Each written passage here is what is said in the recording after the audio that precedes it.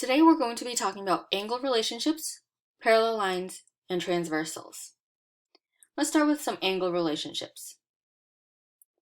So here we have some particular angle relationships. We have a definition, and then we're going to talk about what we call that, and then give a visual example for us to see. So the first one, two angles with a common vertex and a common side. So when you have two angles, they share a vertex and they share a side, we call those adjacent angles. So for example, here angles 3 and 4 are adjacent angles because they share that vertex and they share one of the sides.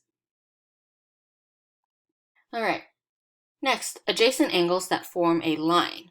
So that means angles that have a common vertex and a common side, but they also form a line. This is what we call a linear pair.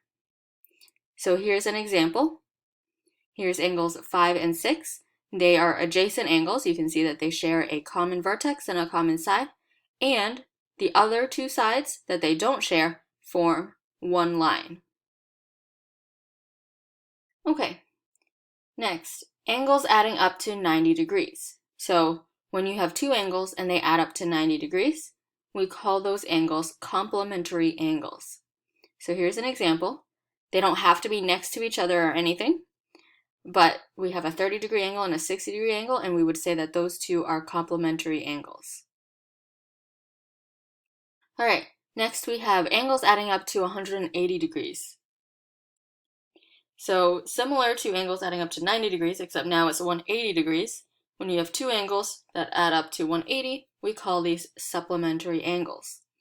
Again, they don't need to be next to each other. They could be, but as long as those two angles add up to 180, like here, we have one angle that's 20 degrees, one angle that's 160 degrees.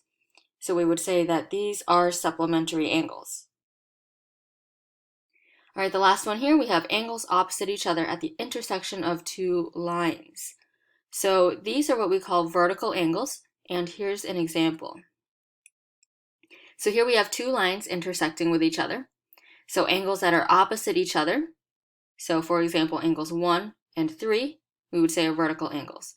Angles 2 and 4 are also vertical angles.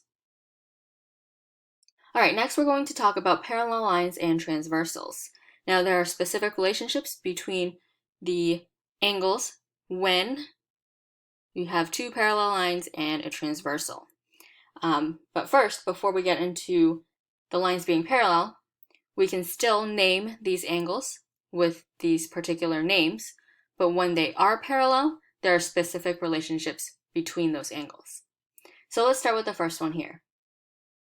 Two angles where one is interior and one is exterior that are on the same side of the transversal. So this is what we call corresponding angles. So some examples that we can see here in our diagram on the left. 4 and 5 are corresponding angles. 3 and 6, 1 and 7, and 2 and 8. Notice for each of these, one of those angles is inside those two lines, and one of them is outside. So one interior, one exterior, and they're on the same side of the transversal. You can also think of this as having the same corresponding position. So if you look at 4 and 5, they're both in the upper left corner, so we would say they are corresponding angles. Now, if these two lines were parallel to each other, then we would know that these corresponding angles are congruent. They have the same measure. All right, next we have two angles in the interior that are on opposite sides of the transversal. So these are what we would call alternate interior angles. Now some examples of this. So look at the two lines that are being crossed by that one transversal. We're looking at two angles that are inside those two lines. So we're looking at 1, 2, 5, and 6. But they have to be on opposite sides of the transversal. So for example, 1 and 6 are both on the interior and on the opposite sides of the transversal. 2 and 5 are also both on the interior, but are also on opposite sides of the transversal. Now, if these two lines were parallel, then we would be able to say that alternate interior angles are congruent. All right, next we have two angles in the exterior that are on the opposite sides of the transversal. So this is almost the same as the last one, except that instead of being on the inside of those two lines, they're on the outside of those two lines. So we would call these alternate exterior angles. So since we're looking at the exterior angles, that means we're looking at 4, 3, 7, and 8. And since we're looking for angles that are on opposite sides of the transversal, 4 and 8 would be alternate exterior angles, and 3 and 7 would also be alternate exterior angles. Now again, if these lines were parallel, then we would be able to say that alternate exterior angles are congruent. All right, the last one we have here, two angles in the interior that are on the same side of the transversal. So this is almost like the alternate interior, except instead of just being on the interior and on opposite sides, they're on the same side of the transversal. So these are what we call consecutive interior angles. You may also hear them being called as same side interior angles. So since we're looking at interior angles, we're looking at angles 1, 2, 5, and 6, and they have to be on the same side of the transversal. So for example, 1 and 5 would be an example. 2 and 6 would also be consecutive interior angles. Now, if the lines were parallel here, consecutive interior angles, instead of being congruent, are going to be supplementary. All right, let's take a look at example 1. Solve for the missing angle using angle relationships. So first, we want to identify what kind of relationship the given angle has with the angle that's missing.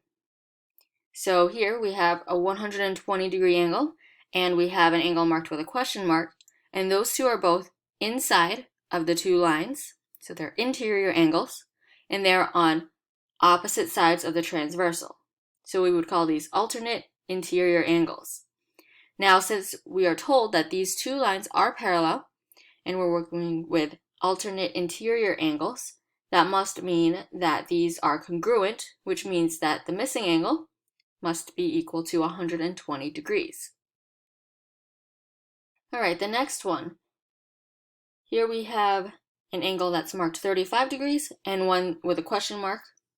Both of these are outside of those two lines, so we would say these are exterior angles. We also see here that these are on opposite sides of the transversal, so we're working with alternate exterior angles. Now, alternate exterior angles, if we have two parallel lines and we're working with an alternate exterior angle, we know that these must be congruent, and so the angle that's marked with a question mark must be equal to 35 degrees. All right, let's take a look at example 2. All right, so here we have two angles that are marked. One is marked 60 degrees, one is marked x plus 3. Let's identify what type of angles they are first before we decide how we can find the missing angle. So in this first one, we have two angles that are both inside of those two lines. So these are interior angles, and they are on the same side of the transversal. So we have consecutive interior angles here.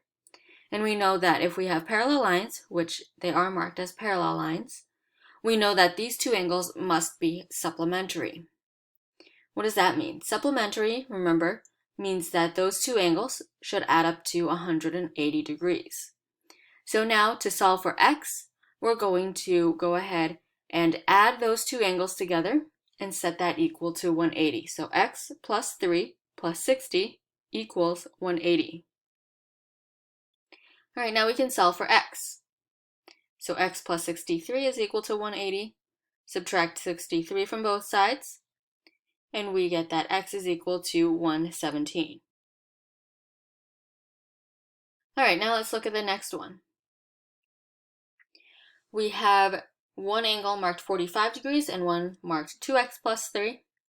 These are both on the exterior of the two lines.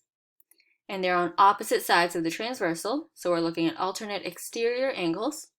And we know that when we have two parallel lines cut by transversal, the alternate exterior angles are going to be congruent. That means that the 45-degree angle and the angle marked 2x plus 3 must be equal to each other.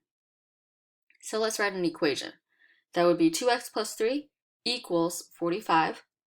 And now we can solve for x. So subtract 3 from both sides. We have 2x equals 42. Divide both sides by 2, and we get x is equal to 21.